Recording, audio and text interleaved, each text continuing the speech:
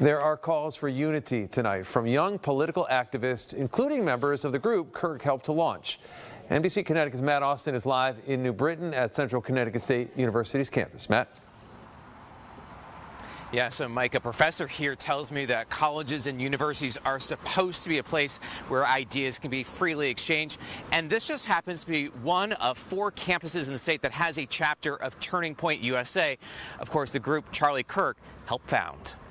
It's not surprising what happened to me because in the current political climate, you know, it's crazy. Jake Warner is a junior at Central Connecticut State University and a member of the chapter here of Turning Point USA. Charlie Kirk was one of the first people that I really listened to, and even if I didn't agree with everything that he had to say, I still respected the fact that, you know, he was still talking to people that disagree with him on campus. The CCSU's chapter's faculty advisor is history professor Jay Bergman. Amid recent political violence, he worries about a growing trend of people thinking others are not only wrong for their beliefs, but actually evil for having them. I think people who engage in acts of violence, who break the law, have to be punished to the full extent of the law.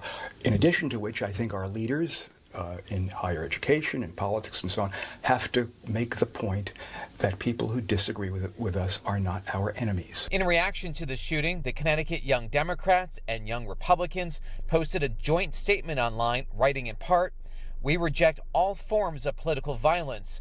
There is no place in our country for such acts, regardless of political disagreements." I thought the message of unity in denouncing violence in all forms is much stronger together than it is separate. At the end of the day, we're all people, and it's important for us to come together in times like these. Now, the Young Democrats and Young Republicans say that post is being shared all across the country, and they say because it seems it is resonating, that message is resonating with just so many people, they are hopeful it is a positive sign. Live in New Britain, Matt Austin, NBC Connecticut News.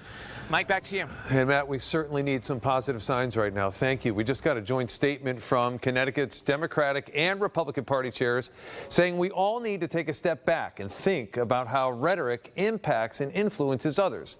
It goes on to say violence is unacceptable, whether it's against a Republican or a Democrat or anyone of any political belief, because we disagree with the opinions they hold. We bring about change through debate, discussion, and at the ballot box.